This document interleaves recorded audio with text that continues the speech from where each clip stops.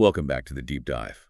Our mission here is always to take the chaos of information, filter it ruthlessly, and give you the distilled insight. Today, we are stepping away from the boardrooms and into a singular cold case, one that really exemplifies the collision between old-school detective work and the relentless, compassionate power of the internet. That's right. We are diving deep into the case of the young man known for 2 decades only as Grateful Doe. And this mystery, it's rooted in tragedy, specifically a fatal car crash on June 26, 1995, in the deep south of rural Virginia. And it's a case that law enforcement struggled with for 20 years. I mean, just a handful of frustratingly minimal clues. You have to picture it. Yeah. A gruesome accident in Emporia, Virginia, off U.S. Route 58 West. They find a completely wrecked Vanagon just smashed against a pair of trees. 2 young men were dead. The driver, he was identified pretty quickly. Michael Hager, a 21-year-old college student on his way home to South Carolina. But the passenger, he was partially ejected from the wreck. And he carried nothing.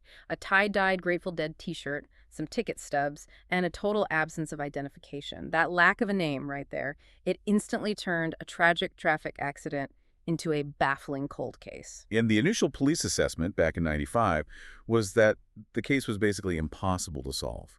So our mission today is to trace those few desperate clues left behind, to analyze why the official system failed to identify him, and then to break down the sophisticated crowdsourced methods used by digital communities that ultimately solved the mystery 20 years later. We're going to show how a simple, heartfelt plea posted on Imgur, of all places, managed to succeed where, the Secret Service and local police departments just couldn't. This isn't just a true crime story. It's a really detailed look at the tectonic shift in investigative power and the legacy it has left for missing persons cases nationwide. Okay, let's begin at the beginning then. Phase 1. The scene, the clues, and the initial fumbles in 1995. We have to go back to that scene, to the work of State Trooper Ted Jones. What was the physical evidence telling him about the crash itself? Well, the physical scene was clear enough to establish a cause pretty quickly. Trooper Jones, he analyzed the long tire tracks that were veering off the highway, and his conclusion was that Michael Hager, the driver, had likely fallen asleep at the wheel. And that was immediately backed up by forensics, right? Immediately. The autopsy showed that both men had, and this is critical, no drugs or alcohol in their systems. That detail is actually so significant, given the whole context of the Grateful Dead. It's huge, absolutely. The automatic assumption, especially in the mid-90s, associated with that subculture was, immediate drug use. For the investigation to definitively refute that right out of the gate, it meant they had to look past the stereotype and focus purely on the evidence. This was an exhaustion-related accident, not an impairment-related one. It focused their initial search on identity, not on, criminality. Okay, so let's turn to the Grateful Doe himself. The meager list of items found on his person is, it's legendary in cold case circles. What exactly did they inventory? The inventory was desperately thin. I mean, really thin. He had 4 quarters, a yellow Bic lighter, and 2 specific Grateful Dead ticket stubs. That was it. That was the entirety of his possessions carried on his body. No wallet, no driver's license, no keys. And critically, no backpack or luggage was found near the wreckage either, which suggests those items were either lost or maybe stolen before the crash even happened. Let's dig into the ticket analysis, because this was the first huge geographic clue. The tickets were for 2 shows, June 24th and 25th, 1995. And those dates were just crucial. They placed him exactly 48 hours before the crash. The concerts themselves were held at RFK Stadium in Washington, D.C., which is about 180 miles north of the crash site in Emporia. So we know he was part of that deadhead subculture, and we know he had just started traveling south from the D.C. area. And there's a cultural context here that's fascinating, too. Oh, absolutely. This was the final Grateful Dead tour, just 2 months before Jerry Garcia died. It was literally the end of an era, so anyone on that tour was deeply immersed in that specific subculture at its final crescendo. So they had the tickets, a great lead. But trying to trace them back, where did that lead? To an immediate dead end. A perfect example of the limits of a 1995 investigation. They did manage to trace the tickets through their source back to a man from Pennsylvania who was, thankfully, alive and well. But he wasn't a fan. He was a ticket scalper. He'd bought 20 tickets and resold them all. So he had no idea who he sold them to? None at all. When Trooper Jones interviewed him, the scalper just couldn't recall. In 1995, there's no digital record, no way to trace a cash transaction like that. The trail went ice cold right there. So without the tickets, They were forced back to what is probably the most tantalizing and frustrating clue of all, Uh-huh. the handwritten note, the Jason note. What did the investigation make of this? The note, which they found either in his pocket or right next to the body, read, "Jason, sorry we had to go see you around, call me." It was signed by Carolyn T. and Carolyn O. And it included this little doodle that everyone believed was a drawing of Jerry Garcia, which just reaffirms that deadhead connection. The name Jason must have seemed like a gift from heaven. But the phone number attached to it was useless, wasn't it? Exactly. It was a local number, but it critically lacked an area code. And in 1995, a state trooper doesn't have a centralized national database or a reverse lookup that can cycle through every area code in the country, or even just the ones along the tour route. They tried local Virginia area codes, of course. It led nowhere. It's a perfect example of a clue that would probably be solved in 5 minutes today, but it completely paralyzed the investigation back then. So they had to rely entirely on the physical details. Let's inventory the physical description and clothing the police recorded, because these details are what the internet would later obsess over for years. They documented him as being young, for sure, estimated between 15 and 21 years old. He had brown eyes, and his long, curly brown or dark blonde hair was dyed a really noticeable reddish hue. His teeth were also well cared for. He had his wisdom teeth, but no extensive prior dental work, which suggests he likely came from a family who had access to at least basic dentistry. And his clothing, that immediately defined his identity for them. Oh yeah, the clothing was the brand. The signature tie-dyed Grateful Dead t-shirt, multiple beaded and macrame necklaces, light blue Levi's jeans, and these distinct black Fila running shoes size 11 and a half. But the most specific identifiers were the tattoos. He had a faded tattoo on his right arm, a scar on his back, and a very specific, almost certainly homemade star tattoo on his upper left arm. Plus, his left ear was pierced, but there was no earring. These two tattoos, particularly that star, they would later serve as a crucial point of verification. Okay, so this moves us into the complexity of Phase 2, the early investigation's dead ends and contradictions. To understand who the doe was, investigators first needed to know when and where the driver, Michael Hager, picked him up. What do we know about Michael Hager's timeline? Michael's timeline is tight, and it's highly documented. He left his fiancée in Fairfax County, Virginia at 7:45 a.m. on the morning of the crash. He then drove south, stopping at his father's house in Williamsburg, Virginia, around noon. His father wasn't home, but Michael left a message saying he was definitely heading to his mother's home in Inman, South Carolina. The fatal crash happened only 90 minutes later at 1:30 p.m. So he was moving quickly. Mm-hmm. But the key investigative problem here is the contradiction about where he picked up the passenger. Exactly.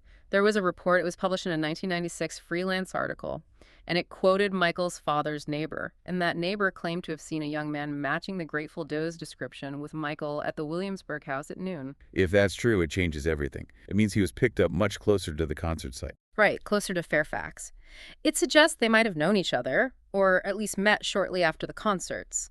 But Trooper Jones actively contradicted this report. He publicly stated that the neighbor's report was incorrect. So what was his theory? Jones believed the doe was a hitchhiker and that he was picked up much further south, somewhere between Gloucester and the crash site in Emporia. This contradiction just created massive confusion. Were they travel buddies who met in D.C.? Or was he a random hitchhiker Michael picked up just before the crash? The ambiguity over that one detail wasted precious early investigative time and made it so much harder to zero in on a point of origin. But the one constant was the direction of travel, south, towards South Carolina. So early on, we have a number of pretty significant official investigative failures and barriers that are just compounding the initial lack of evidence. Mm-hmm. What were the limits of 1995 police work here? Well, it's important to note, Trooper Jones did put in a lot of effort. He distributed the physical description and the fingerprints really widely to local police agencies, which generated about 15 missing persons matches that all failed the fingerprint test. And crucially, he sent them to the Secret Service. Why the Secret Service specifically? That seems a little unusual. It does, but in 1995, the FBI's big fingerprint database, IAFIS, was still kind of decentralized and evolving. For certain types of prints, especially for transient individuals who might have had some run-ins with authorities but weren't, hardened criminals, the Secret Service sometimes had a larger or more accessible database than the FBI's civilian records. So Jones was just trying to cast the largest possible net, even if it was unconventional. But despite that effort, the critical shortcomings just stalled the case indefinitely. You mentioned 3 major points of failure. Let's Start with the first one. The identity conflict. This was a physical barrier that the police just couldn't immediately overcome. The doe suffered severe facial lacerations in the crash. That prevented the immediate release of a photo, which is, the number one tool you have. So they had to rely solely on description. And even that was flawed. Very flawed. Some of the early news organizations, they misreported a key detail. They called him a redhead instead of dark blonde-brown hair dyed reddish. That small inaccuracy, it eliminates potential matches whose parents knew their son had dark hair, not naturally red hair. It's a tiny detail with huge consequences. And the second failure, the lack of coverage. The ticket stubs screamed out-of-state traveler, but the news coverage was siloed. It was a failure of jurisdictional reach. Totally understandable in a pre-internet age, but still a failure. The investigation was locally driven, which meant the news coverage was strictly limited to the Virginia area. They were only reaching people who lived near the crash site. But the tickets proved he was an out-of-state deadhead traveler. They needed national-specific community coverage, but the only tool they had was literally mailing descriptions to different news desks. Which brings us to the third, and maybe the most critical failure, the sketch delay. A picture of the victim is the most important tool in any identification case. And that tool just arrived far too late. The forensic sketch, a really crucial piece of evidence that could have been instantly recognizable to his family or friends, was only released 7 months after the crash. 7 months. By January 1996, the initial news cycle about the accident had long passed. The urgency was gone. The sketch got minimal attention. If that sketch had been distributed in July of 1995, while the Grateful Dead tour was still active and families were wondering where their kids were, this case likely would have been solved instantly. 7 months is the difference between an urgent appeal and a dusty cold case file. It paints a clear picture of the constraints Trooper Jones was operating under. It really does. His final perspective, he summed it up later saying, "I investigated everything from every angle and nothing ever panned out." It just reflects that deep frustration of working within those analog constraints. The case officially went cold. It was transferred to the state medical examiner's office in Richmond, Virginia, where it just waited for an external match to come in, and that match was never going to arrive through their existing system. And that's our transition point, isn't it? The case goes into a filing cabinet, but the world around it changes fundamentally. We move into phase 3, the long cold sleep and the rise of web sleuths. The late 1990s and early 2000s saw the birth of these digital true crime communities. This is the era of digital archaeology. The launch of web sleuths in 1999 and the Doe Network in 2004, they fundamentally democratized cold case investigation. Yeah. Suddenly you had these massive, centralized, searchable databases and forums where thousands of dedicated amateurs could cross-reference data. And the Grateful Doe was finally pulled out of that filing cabinet and given a digital home. He was. In 2004, a profile page was created on the Doe Network. But the true investigation, the real work, began in 2005. That's when the case was posted on Web Sleuths by a user named Trying to ID. And this user, they became the primary advocate, translating that sparse police report into actionable digital clues. So what were these early digital detectives focusing on? What were the early online theories and the frustration that came with them? The initial speculation, it centered on the scant evidence they had. Did the Jason note really apply to him, or was it just incidental trash found near the wreck? Was he a runaway? Did he shed his ID on purpose? The theories reflected the lack of hard facts, but the emotional component was really high. These amateurs were so moved by the story of this nameless young man, and they were deeply frustrated by law enforcement's perceived inaction, or, more accurately, the institutional inability to share information. And that tension between the amateur effort and the official opacity became a recurring theme, right? That user trying to ID really put that frustration into words. They did. They questioned that barrier to entry explicitly, saying, "The police do not have time to help this young man, so why not release information to me, someone that is willing to give any extra time I have to this young man?" And this just highlights the clash. Professionals citing protocol and privacy, citizens demanding transparency and offering free, dedicated labor. But the web sleuths weren't waiting for permission. They took it upon themselves to conduct continuous amateur efforts. How do they operate in this early phase? Their efforts were rigorous, but so frustrating. They constantly compared that poor quality 7-month-old forensic sketch and the physical description against online databases of missing persons.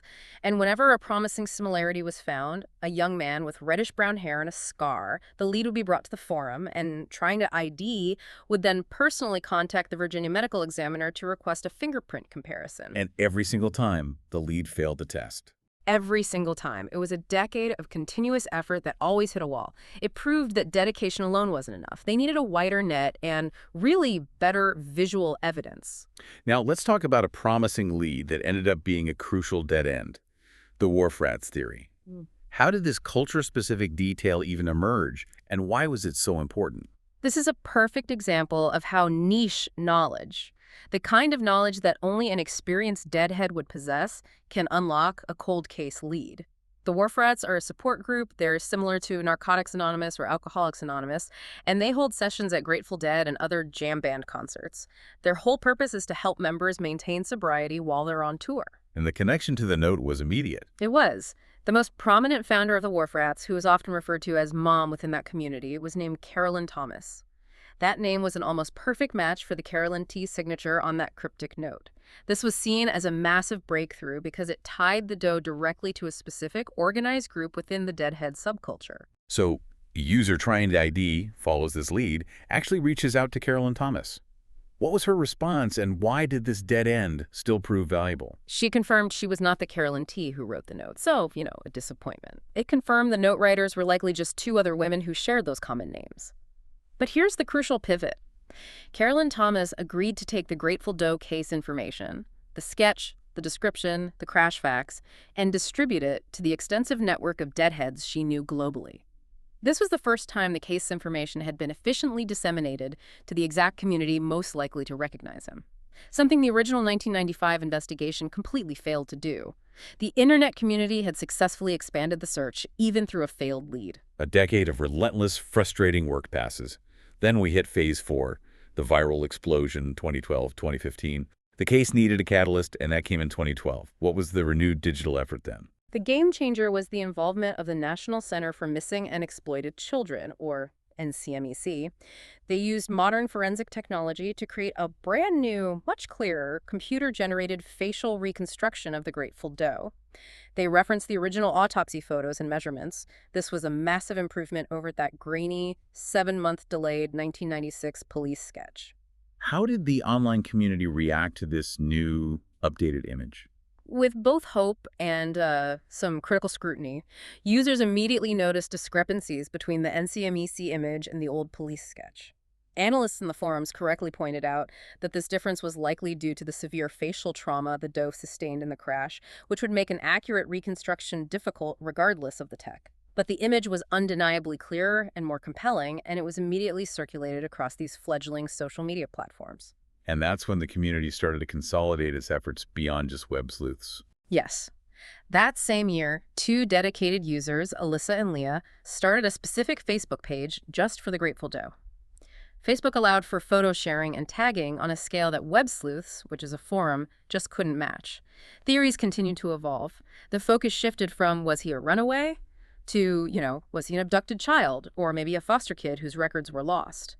The persistent emotional investment of these group moderators became the core driving force. So the case was gaining this slow momentum, but it needed something to truly break through the noise of the internet.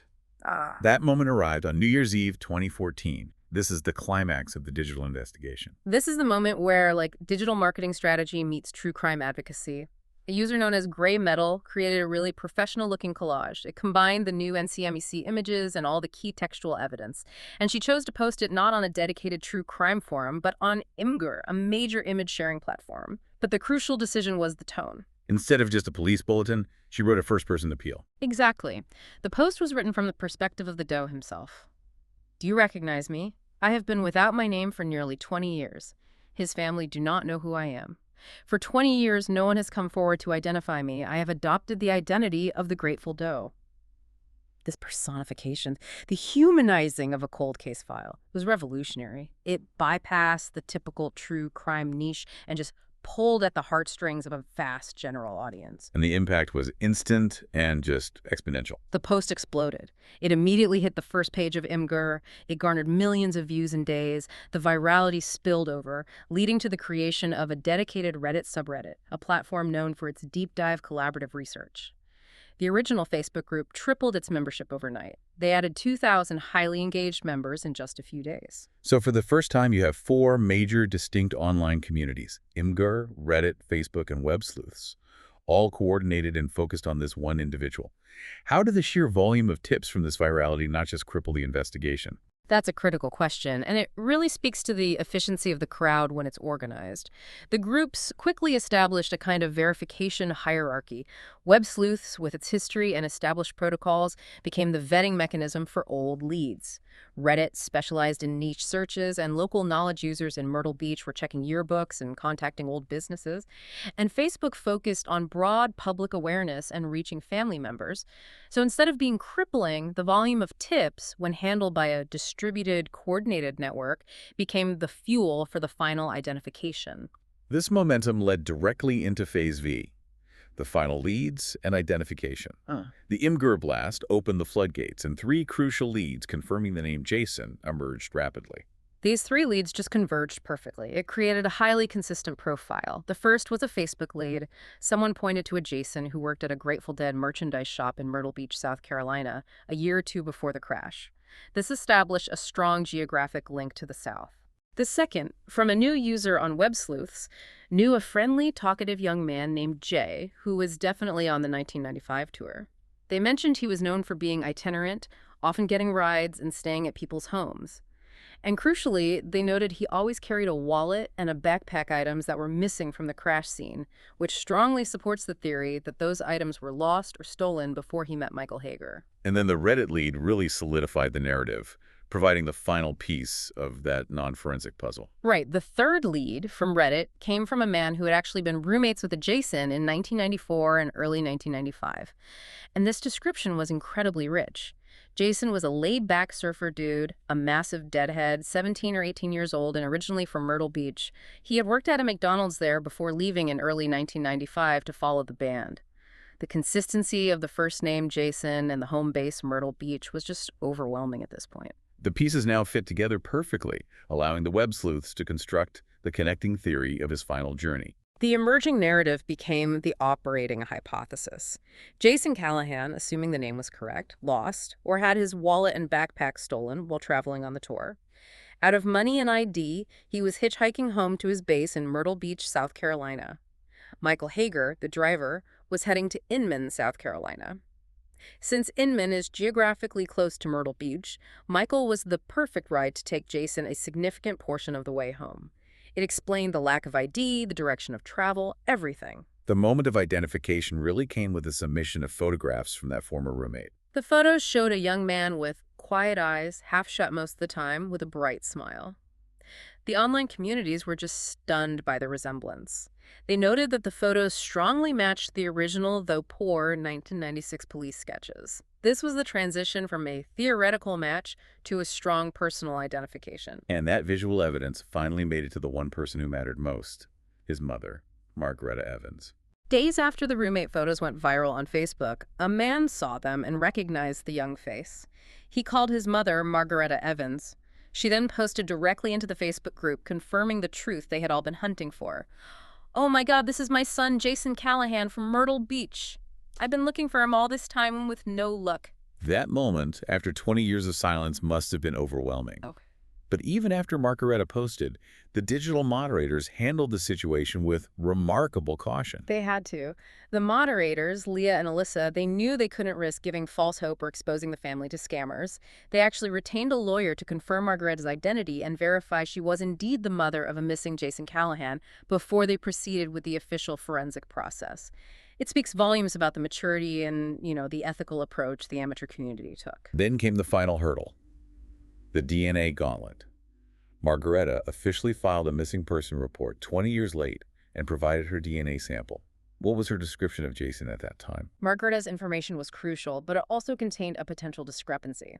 She described Jason as about 5 foot 10 to 6 foot, 160 pounds, with wavy blonde hair and brown eyes. But she also stated he had no known tattoos.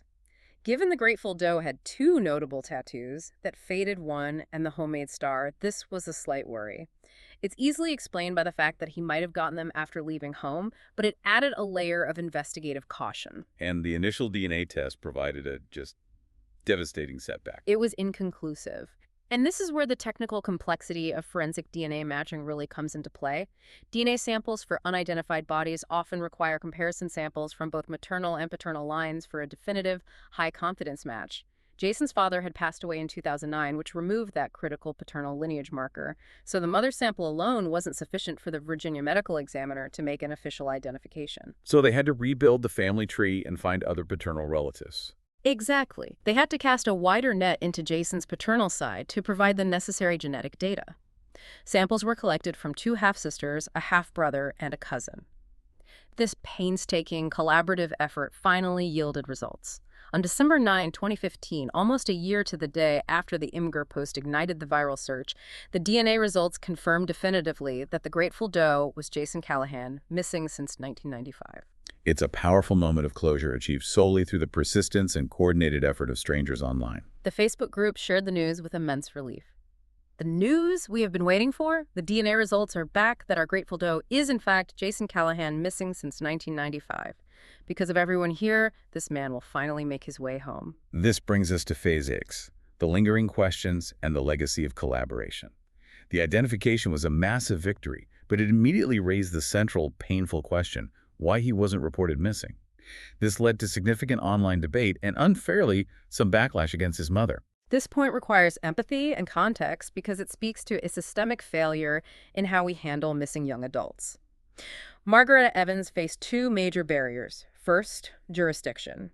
She lived in Myrtle Beach, her son was following a national touring band, and the crash happened in rural Virginia. Where exactly was she supposed to file a report? She just didn't know.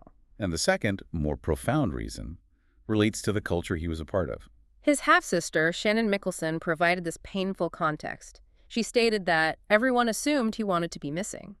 Jason's mother hoped he was living his life married and happy.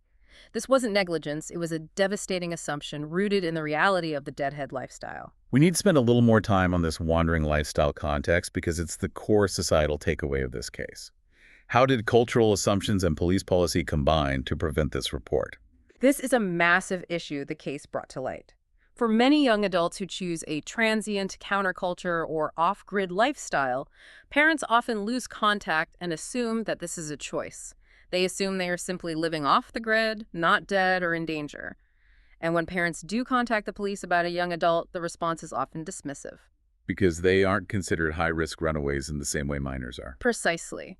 Police departments often have policies that make filing a missing person report for a young adult near the age of majority extremely difficult, sometimes requiring a 24-hour waiting period or citing that the individual is old enough to do as she pleased, as one web sleuth recalled being told about her own sister.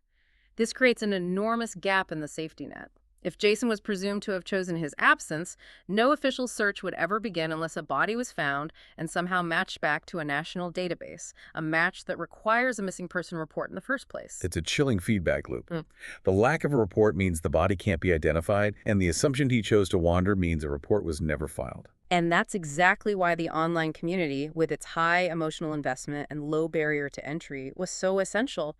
They didn't assume Jason was wandering, they assumed he deserved a name. Despite the controversy and the complexity, the family's overriding emotion was profound gratitude for the searchers. Shannon Mickelson spoke so eloquently about the compassion shown by the online community, noting, "This is not how I expected to find my brother, yet knowing so many people cared gives me some sort of peace." The closure they received was delivered entirely by dedicated strangers using digital tools. So let's look forward. What is the lasting impact on digital communities and law enforcement from the Grateful Doe case? This case fundamentally proved the legitimacy and the sheer efficiency of crowdsourced investigation when it's managed correctly. It wasn't a lucky break. It was a deliberate, coordinated effort. Tricia Griffith, the owner of Web Sleuths, she voiced the hope that law enforcement would begin to view sites like hers as crucial, vetted resources rather than just sources of noise or unverified tips. And the scale of the problem these communities are fighting is enormous. It is. The Grateful Doe case stands as a powerful beacon of hope against staggering annual statistics. Roughly 600,000 people are reported missing in the U.S. every year, and about 4,400 unidentified bodies are recovered annually. And while many are eventually found or identified, thousands of cases still languish. The digital community proved that dedicated attention can resolve cases that the institutional system has failed to touch for decades. And the legacy of Jason Callahan continues to pay dividends. Absolutely. The dedicated Facebook group and the subreddit created to find Jason, having achieved their goal, have since dedicated themselves to finding other unidentified persons. They took the structure and the lessons learned from the Grateful Doe case and applied it immediately to others. They are now an established, knowledgeable, and highly effective resource. It proved that sometimes the most powerful investigative tool is persistent human empathy, just amplified by global connectivity. Okay, let's recap this incredible, frustrating, and ultimately redemptive journey. It starts with a smoking wreck in rural Virginia, 2 victims, and 0 identification on the passenger. Law enforcement is stymied by an incomplete phone number, a delayed sketch, and a total lack of jurisdictional reach in the age of snail mail and local newspaper coverage. The key failure points were really the assumptions made about the victim's lifestyle and the inability to get information out widely. It took 2 decades for the world to catch up to the case, driven by users on web sleuths, Facebook, and finally, that viral Imgur post that humanized him. And the coordination between these platforms, vetting on web sleuths, outreach on Facebook, and that niche searching on Reddit, finally focused the lens on Myrtle Beach and the name Jason Callahan. The process was messy, relying on complex DNA testing, but the relentless collaboration ensured the closure that Jason's mother deserved. It's an identification achieved not through traditional police work, but through dedicated crowdsourced investigation. It forces us to acknowledge that the landscape of forensic identity has changed forever. So here's a final provocative thought for you, the listener, to consider, building directly on the complexities revealed in the Grateful Doe case. Given that this case was stalled because authorities assumed Jason chose to disappear and was not in danger, how can modern digital identity markers, things like old social media profiles, forgotten emails, or a specific digital footprint, be ethically and practically integrated into law enforcement databases? The challenge is twofold: creating a safety net that ensures that future young adults who vanish are recognized as missing persons and not simply people who chose to drop off the grid, while simultaneously respecting the crucial needs for personal privacy and data security. It's a collaboration that law enforcement and digital communities are still learning how to navigate in real time.